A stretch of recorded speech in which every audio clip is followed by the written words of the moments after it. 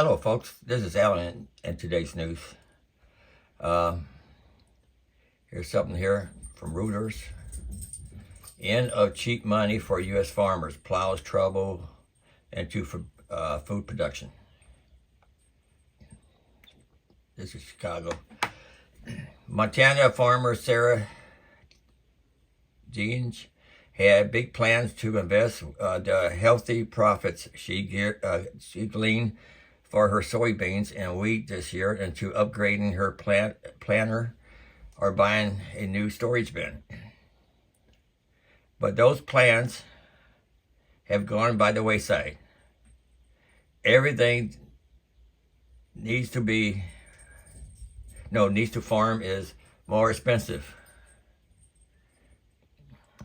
But for the first time in 5 years, her career, so is the interest rate on the short-term debt she and nearly every other U.S. farmers relies upon to grow the crops and raise their livestock. We might have made more money this year, but we spent as much as we made, said Deans, a fourth-generation farmer in Sidney, Montana. The interest rate on her operating note doubled this year and will be higher in 2023. We can't get ahead. Most U.S. farmers depend on short-term variable rate loans they take out after fall harvest and before spring planting to pay for everything from seeds to fertilizer to livestock and machinery. Farmers repay these loans after harvest with cash from their crops before repeating the process.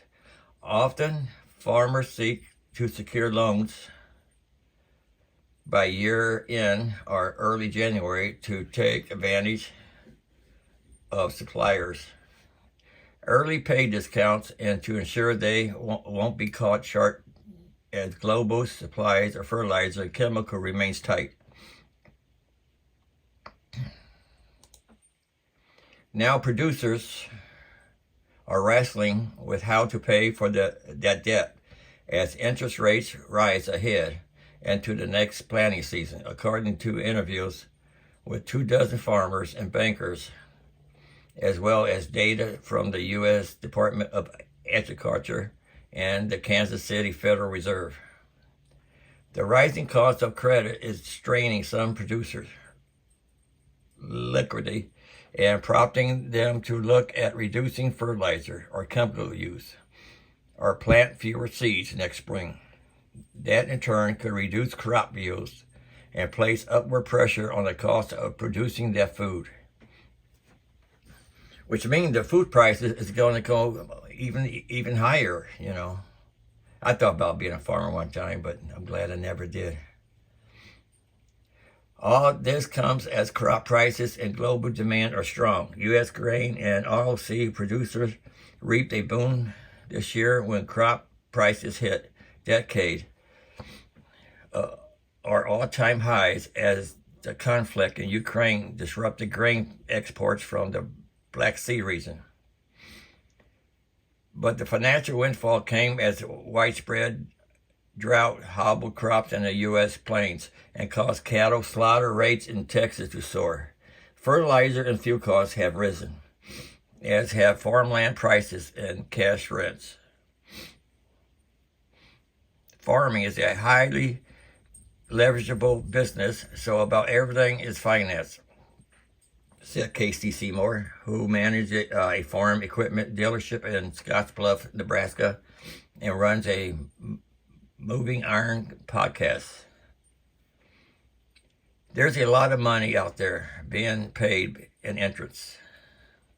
The U.S. farm sector total interest expense, the cost of debt carried is forecast to hit $26.45 billion this year, nearly 32% higher than last year, and the highest since 1990 then, when adjusted for inflation, according to USDA data. That sum is double by more the amount incurring by other U.S. industries, including the retail and pharmaceutical products sectors, where interest expense historically has been similar or higher, according to U.S. Census data. Okay, that's all I'm going to read on that one there. You can find that on Reuters. Now, what is this? What kind of trouble Biden getting into now? This is from USA Today. Biden extends freeze on student loan payments again.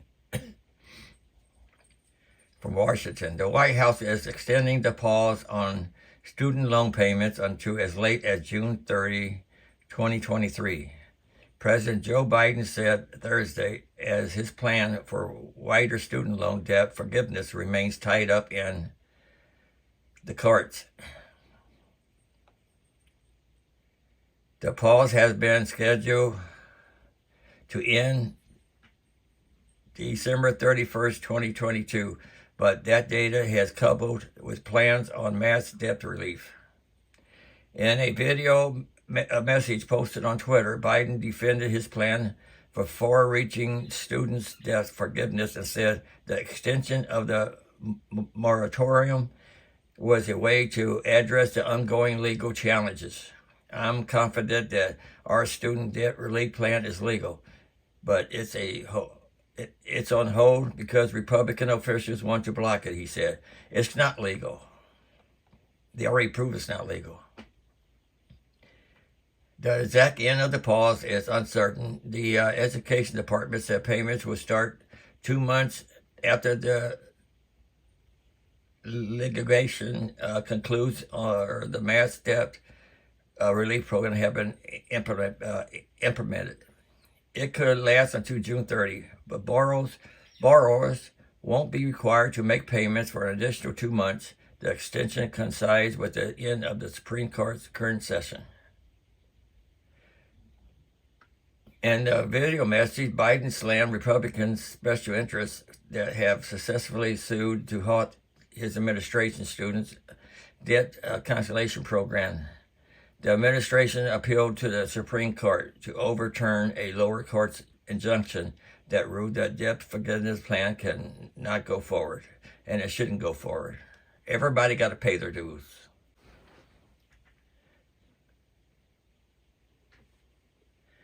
Okay, this is from Fox Business.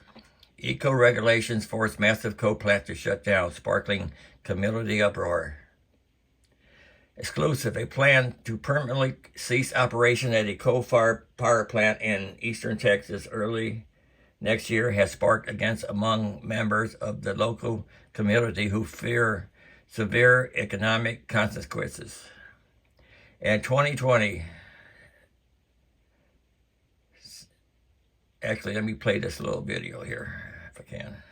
4 nations for extreme weather loss and damage, which some scientists are saying is at the United Nations Climate Summit discussing details of a proposal for wealthy countries, that means us, to pay poor nations for extreme weather loss and damage, which some scientists are saying is associated with climate change and global warming.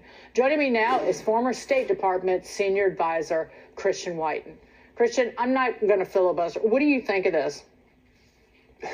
Well, this is what happens when your crazy civic religion that you've substituted for real religion gets taken over by even more crazy people. I mean, you have people now, that's the COP27. This has been going on for 27 years where people go and say that all these problems are caused by the 4% of the carbon cycle that can be tracked back to human activity. And we got to do something, we got to do something. And lo and behold, poor countries have finally said, oh, well, if you're causing all these problems, then maybe you should pay us lots of money because you're the ones producing all this evil carbon. Do you think it moves ahead, though? I was reading through the items. Here's an idea being discussed to help pay for this loss and damage. How do you even begin to quantify what would be loss and damage specifically directly linked to climate change? But here's an idea: taxing fossil fuel companies. That's right in line with Joe Biden and company.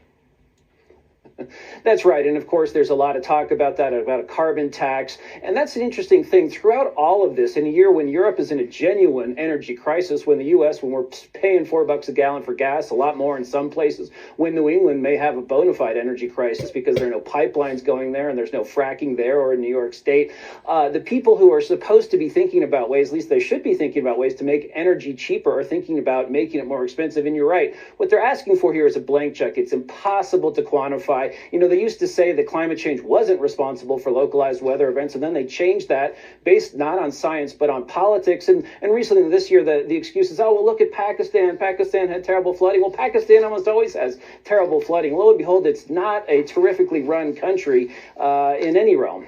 Right. Pakistan is the chair of a bloc of 134 developing countries. This is in the Wall Street Journal article. Of those 134 developing countries, I think is China. Okay.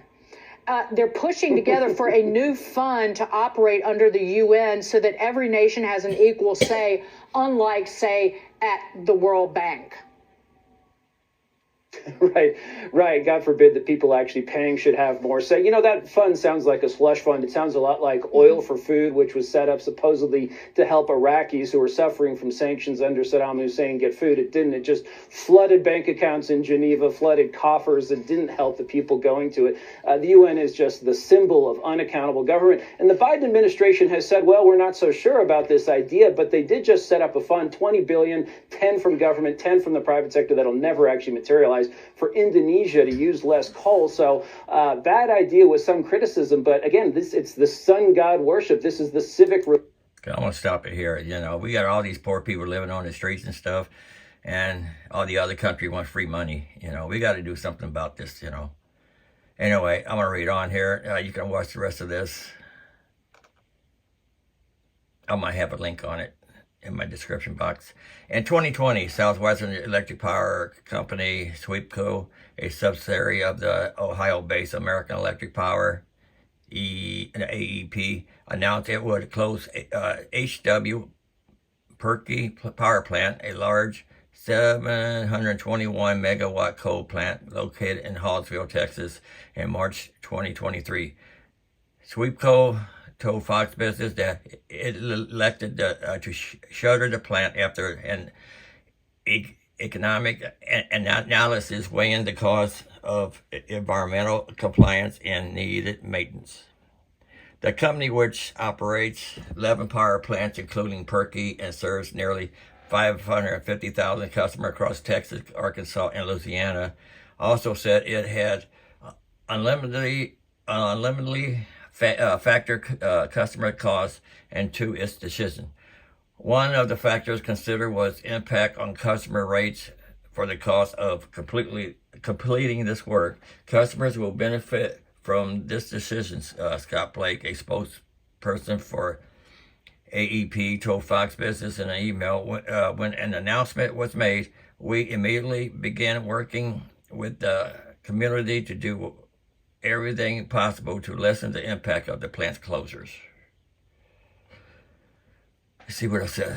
Among the many state and federal regulation, coal-fired power plants are faced with its Environmental Protection Agency, EPA, coal combustion residues, CCR rule, which is designed to protect the environment from excess coal ash contamination. The cost associated with complying with the CCR rule was a main driver leading to the Perky plant's planned shutdown.